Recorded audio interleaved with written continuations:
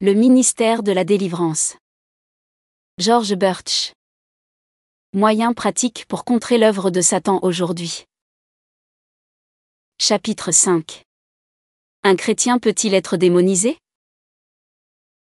Un chrétien peut-il avoir des démons? Cette question est très controversée. Certains condamnent et discréditent notre ministère sur ce point. Ils diront qu'un chrétien peut être tenté ou opprimé, mais jamais envahi ou démonisé. Néanmoins, ma femme et moi croyons sans l'ombre d'un doute que des démons peuvent habiter les chrétiens et les tourmenter dans divers domaines de leur vie. Nous en sommes convaincus à la fois par notre étude des Écritures et par notre expérience avec des centaines de chrétiens venus nous consulter. Nous avons vu notre Seigneur Jésus-Christ les délivrer de l'invasion des démons sur une période de plus de 20 ans. Presque toutes les personnes qui viennent nous voir pour une délivrance sont des chrétiens nés de nouveau. Si ce n'est pas le cas, nous les conduisons à la foi en Christ avant d'aller plus loin. Mais les démons doivent quand même être chassés. Le pardon et la délivrance sont deux choses différentes. Sinon, pourquoi notre Seigneur a chassé les démons? Le docteur V. Raymond Edman, ancien président du Wheaton College, écrivait dans une rubrique « Problèmes personnels » en réponse à la question de savoir si un chrétien pouvait être possédé par un démon. La théorie dit non, mais les faits disent oui. En théorie, un démon ne peut pas posséder un corps dans lequel réside le Saint-Esprit. Cependant, je connais de vrais chrétiens qui étaient réellement possédés par des démons et qui ont été délivrés en réponse à une prière prononcée au nom du Seigneur Jésus. Possédé, envahi ou diabolisé? Le mot « possédé » donne une impression erronée. Les spécialistes de la langue grecque nous disent qu'il vaudrait mieux traduire ce mot par « démonisé » ou « qui avait un démon ». Le chrétien est toujours possédé par Dieu. Il est né du Saint-Esprit et le Saint-Esprit habite dans son esprit. Celui qui est uni au Seigneur est un seul esprit. 1 Corinthiens 6 verset 17. Le Saint-Esprit témoigne par notre esprit que nous sommes enfants de Dieu. Romains 8 verset 16. Mais l'homme est une trichotomie, c'est-à-dire qui est compose de trois parties, l'esprit, l'âme et le corps. Il peut y avoir des domaines qui n'ont pas été abandonnés à Dieu. Que se passe-t-il si un chrétien nourrit continuellement de la haine, un refus de pardonner, de l'orgueil ou des pensées impures? Ce sont des domaines de désobéissance et Satan est le prince de la puissance de l'air, l'esprit qui agit dans les enfants de la désobéissance. Éphésiens 2 versets 1 à 3. Vous étiez morts par vos offenses et par vos péchés, dans lesquels vous marchiez autrefois, selon le train de ce monde, selon le prince de la puissance de l'air, de l'esprit qui agit maintenant dans les fils de la rébellion. Nous tous aussi, nous étions de leur nombre, et nous vivions autrefois selon les convoitises de notre chair, accomplissant les volontés de la chair et de nos pensées, et nous étions par nature des enfants de colère, comme les autres. La victoire est toujours acquise pour le chrétien en Jésus-Christ. Mais que se passe-t-il s'il ne demeure pas en Christ comme il le devrait? S'il marche dans la chair? Paul recommande expressément aux Éphésiens de ne pas donner au diable l'occasion d'agir, Éphésiens 4 verset 27. Toujours selon 1G, les chrétiens peuvent et doivent jouir d'une délivrance complète du pouvoir de Satan et des démons grâce à l'œuvre parfaite de rédemption du Christ. Mais ce dont les croyants peuvent et doivent jouir et ce dont ils jouissent réellement sont deux choses différentes. Lorsque les chrétiens ne reconnaissent pas ce qu'ils ont en Christ et refusent de s'approprier les privilèges qui en découlent, ils invitent à la défaite et peuvent être tenus captifs par les forces démoniaques à un degré pitoyable. Les croyants peuvent être entravés, liés et opprimés par Satan, et même habités par un ou plusieurs démons, qui perturbent l'esprit et affligent le corps, p. 121 à 122 VF. Un autre Jésus et un autre esprit. Dans la lettre aux 1 Corinthiens 11 versets 2 à 4, Paul écrit à elle, épouse du Christ à Corinthe. Il est clair qu'il s'agit de chrétiens nés de nouveau. Mais Satan, le vieux serpent, est plein de ruses et Paul craint que les chrétiens de Corinthe ne soient égarés par de fausses doctrines et n'acceptent un autre Jésus et ne reçoivent un autre esprit en plus du Saint-Esprit qu'ils possèdent. Il y a des contrefaçons et l'expérience nous dit que beaucoup communiquent avec un faux Jésus aujourd'hui. Lorsqu'ils adorent cet autre Jésus, ils ne l'appellent pas Seigneur Jésus-Christ. Certains sont très familiers avec cet autre Jésus. Ils lui parlent et il leur parle. Mais ils ne l'appellent pas Seigneur Jésus, pour des raisons évidentes. Personne ne peut dire « Jésus est Seigneur » si ce n'est par le Saint-Esprit, 1 Corinthiens 12 verset 3. Les Corinthiens avaient reçu le Saint-Esprit. Ils risquaient maintenant de recevoir un autre esprit que le Saint-Esprit. Si nous avons du mal à comprendre comment un chrétien peut avoir un démon qui habite dans son corps, il y a d'autres problèmes tout aussi difficiles à comprendre, mais dont nous savons qu'ils existent. Comment Dieu et Satan peuvent-ils habiter le même monde, ou comment le Saint-Esprit de Dieu peut-il habiter dans le corps d'un chrétien charnel? Dieu est omniprésent, n'est-ce pas? Dieu est saint, n'est-ce pas? Pourtant, nous savons que Dieu et Satan habitent bel et bien le même monde à l'heure actuelle et que Dieu habite bel et bien les chrétiens charnels d'aujourd'hui. En sécurité, safe en anglais, mais envahi, égale démonisé. Ce qui suit est l'histoire vraie d'une lycéenne chrétienne qui a été envahie par des démons à cause de son ignorance et de sa curiosité. Janet avait 14 ans et était membre d'une église évangélique saine. Désireuse de servir Dieu, elle se rendit avec un groupe de jeunes à la Pacific National Exhibition à Vancouver, en Colombie-Britannique, pour distribuer des tracts évangéliques et témoigner en faveur du Seigneur Jésus-Christ. Janet a eu la joie de conduire quelques âmes à Christ. Cet automne-là, Janet entre au lycée. Elle se fait de nouveaux amis et vit de nouvelles expériences, dont une matière appelée orientation. Ce cours couvre de nombreux domaines de la vie contemporaine, y compris la sorcellerie. Janet a ramené à la maison un papier que ses parents devaient signer pour consentir à ce qu'elle participe à ce cours. Sa mère hésite, mais Janet dit : « Oh, maman, c'est bon. Tout le monde suit ce cours et en plus, je suis chrétienne et il ne peut rien m'arriver. » Elle a donc participé au cours. Lorsque la sorcellerie était enseignée, l'instructeur disait qu'il ne s'agissait pas d'apprendre aux gens à devenir des sorciers, mais qu'il s'agissait d'un sujet d'actualité que tout le monde devait connaître. Janet était très intéressée. Elle a également découvert qu'il y avait 3 sorcières pratiquantes dans l'école et que l'une d'entre elles était une de ses amies. Cette amie pouvait faire des choses merveilleuses, notamment poser une pièce de 25 cents sur la table et, en levant les yeux, la faire s'élever d'un pied au-dessus de la table et, en baissant les yeux, la faire revenir sur la table. Janet a dit : « Je savais que ce n'était pas faux, car elle a utilisé ma pièce de 25 cents ordinaire. » Cette pratique s'appelle la lévitation. Par curiosité, elle a ensuite assisté à une séance de spiritisme et s'est initiée au vaudou et à d'autres domaines de la sorcellerie et de l'occultisme. Janet se trouvait alors sur le territoire de Satan. Elle aurait dû être mieux informée. La Bible est très claire dans ses mises en garde contre l'occultisme. Mais Janet était partiellement ignorante et a cédé à la pression de ses pairs. Je suis sûre que sa conscience lui a dit que c'était mal, mais Janet était remplie de curiosité. Les expériences étaient à la fois séduisantes et captivantes. Très vite, Janet n'a plus pu se concentrer sur ses études. Elle entendait des voix dans son esprit. Elle souffrait de tourments. Elle a été placée dans le service psychiatrique d'un grand hôpital. Elle savait maintenant qu'elle avait été envahie par des démons et qu'elle était prisonnière de Satan. Elle savait aussi que d'autres personnes dans ce service avaient des démons, car ces démons conversaient avec les démons des autres patients du service. Les démons de Janet la menaçaient et l'avertissaient de ne dire à personne que ses problèmes étaient causés par eux. Finalement, les parents de Janet l'ont emmenée nous voir. Elle était dans une sorte de transe. L'ennemi voulait la garder sous son contrôle. Mais nous avons utilisé l'épée de l'esprit, la parole de Dieu, la prière et l'autorité de notre Seigneur, comme indiqué dans Luc 10 verset 19. Après une bataille, un combat spirituel, l'ennemi a été vaincu et Janet a été libérée.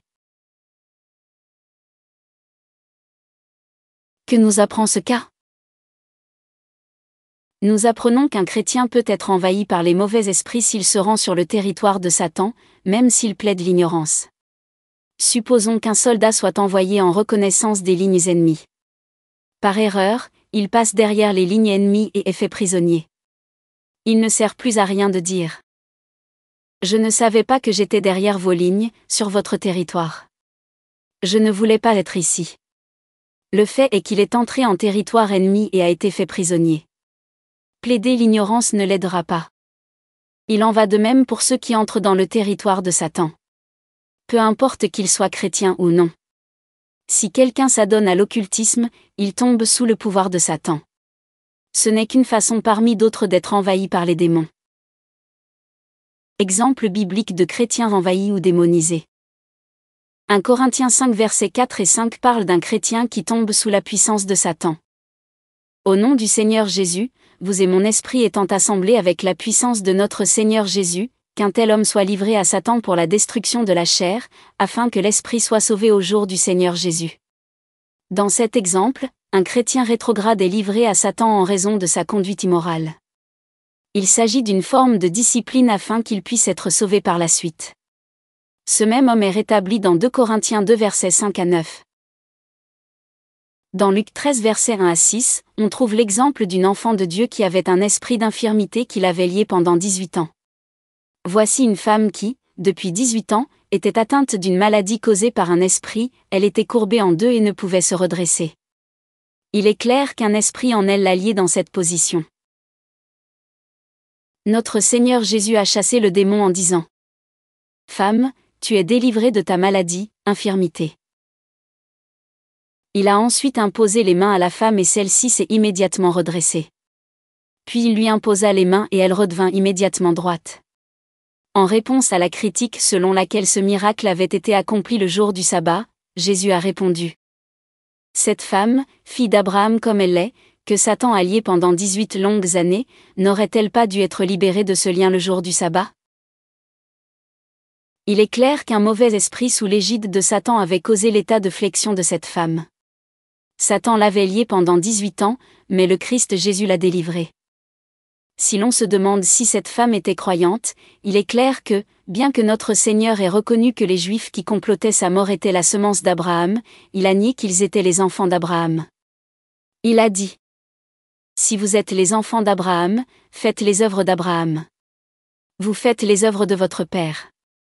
Vous êtes de votre père le diable. » Mais le Christ a reconnu la femme qu'il a délivrée de l'esprit d'infirmité comme une fille d'Abraham. Elle était donc une enfant de Dieu, une personne de foi. Galates 3 verset 7. Le dilemme. Certains clients qui viennent nous voir pour être délivrés se sont vus dire : « Si vous êtes chrétien, vous ne pouvez pas avoir de démons. Ou si vous avez des démons, vous ne pouvez pas être chrétien. » Cela crée un dilemme très regrettable pour une personne tourmentée. Mais ce n'est pas l'enseignement de la Bible et combien les gens sont heureux de découvrir qu'ils ont effectivement l'assurance de la vie éternelle en Jésus-Christ et qu'il y a aussi la délivrance pour eux au nom de Jésus-Christ notre Seigneur. Donna était l'une de ces chrétiennes. Elle était étudiante dans un institut biblique, une vraie chrétienne dévouée. Mais Donna était atteinte d'une maladie physique et d'une grande faiblesse. Après sa délivrance, elle nous a écrit la lettre suivante. Chère M. et Madame Birch, nous avons fait un beau voyage de retour et nous avons loué Dieu tout au long de la route pour ce qu'il avait fait. Je n'avais jamais rêvé qu'un chrétien, dont le cœur désire Christ et sa gloire, puisse découvrir que les problèmes qu'il rencontre ne sont pas seulement le résultat d'une oppression diabolique, mais d'une invasion. Oh, comme nous pouvons être aveugles.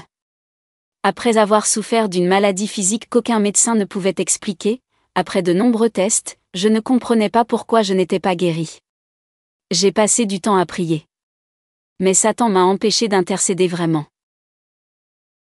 Pourquoi ? Après être venu à Vancouver et avoir senti que Dieu voulait absolument que je vous voie, j'ai éprouvé une douleur intense. Mais je savais que je devais venir. Pendant que vous vous occupiez de moi, nous avons trouvé 11 démons qui voulaient me détruire, dans la plupart des cas pour détruire mon témoignage pour le Christ. J'étais stupéfaite, mais quel soulagement et quelle joie!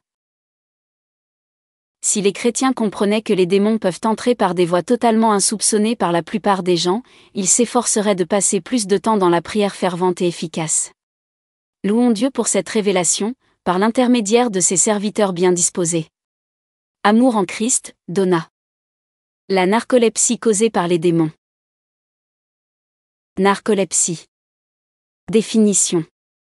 Médecine. Accès pathologique de sommeil, brusque et irrésistible. Synonyme. Hypersomnia. La cataplexie est une faiblesse brutale et temporaire de la tonicité musculaire, pouvant aller jusqu'à la paralysie du muscle, sans perte de connaissance. La cataplexie peut être totale ou partielle. Une perte de tonus généralisée signe la cataplexie totale et peut être spectaculaire avec chute.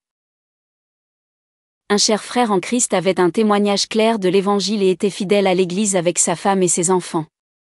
Mais Roy souffrait de narcolepsie, accompagnée de cataplexie et d'hallucinations et de cauchemars effrayants. Les médecins ont des noms médicaux pour ces crises de sommeil et ces pertes de contrôle musculaire, mais ils n'ont pas de remède pour les soigner. Lorsque Roy est venu nous voir, les démons à l'origine de ces terribles afflictions ont été identifiés et chassés au nom du Seigneur Jésus-Christ. L'histoire de cette délivrance est racontée plus en détail dans un chapitre ultérieur. Roy a dit qu'il se sentait comme une nouvelle personne, comme s'il était physiquement né de nouveau. Bien qu'il ait souffert pendant 10 ans de ces attaques terrifiantes, il a été libéré par la délivrance. Résumons les raisons pour lesquelles il est possible que les chrétiens soient envahis par des démons. 1. L'Écriture confirme qu'un chrétien peut recevoir un autre esprit. 2 Corinthiens 11 versets 2 à 4. 2. Le Nouveau Testament met en garde les chrétiens contre l'invasion ou la suggestion démoniaque, 1 Pierre 5 versets 8 et 9. Éphésiens 6 versets 10 à 18, et bien d'autres références. 3. Le Nouveau Testament donne des exemples de chrétiens ayant des esprits mauvais. Luc 13 versets 10 à 16. 1 Corinthiens 5 versets 4 à 5. 4. L'expérience du ministère de délivrance confirme le fait qu'un vrai chrétien peut être envahi par des démons et peut être fortement tourmenté dans son esprit et dans son corps, comme en témoignent les nombreux exemples de délivrance présentés dans ce livre. Par conséquent, si vous êtes un chrétien né de nouveau, et si vous êtes en même temps tourmenté dans votre esprit ou dans votre corps par des esprits mauvais, ne doutez pas de votre salut en Jésus-Christ, mais soyez assurés que le Seigneur Jésus-Christ a une délivrance pour vous. Nous mettons dans les commentaires de cette vidéo le lien de téléchargement gratuit de cet ouvrage. Le téléchargement se fera à partir du site internet médiathèquechrétienne.fr, site que j'ai bâti en synergie avec cette chaîne YouTube Elle écoutait sa parole, afin d'assurer la réédition numérique des ouvrages chrétiens épuisés et non réédités. Comme l'était cet ouvrage, nous vous invitons donc à vous rendre sur le site internet médiathèquechrétienne.fr afin de pouvoir profiter et de pouvoir télécharger gratuitement les 1000 ouvrages que nous avons déjà numérisés et mis à votre disposition. Il n'est nul besoin de s'inscrire, vous pouvez directement accéder à partir de la page d'accueil à l'onglet Livres et là regarder les dizaines d'auteurs et les centaines d'ouvrages qui sont déjà disponibles en téléchargement gratuit. Si vous voulez connaître les différents ouvrages que nous numérisons tous les jours et présentons sur cette chaîne YouTube Elle écoutait sa parole, les audiobooks que nous prenons en charge, les albums ou BD que nous lisons avec caméra de document, mais aussi les cantiques que nous mettons en parole, afin de nourrir votre louange individuelle ou en assemblée, abonnez-vous à cette chaîne YouTube Elle écoutait sa parole. Nous vous disons au revoir et à bientôt.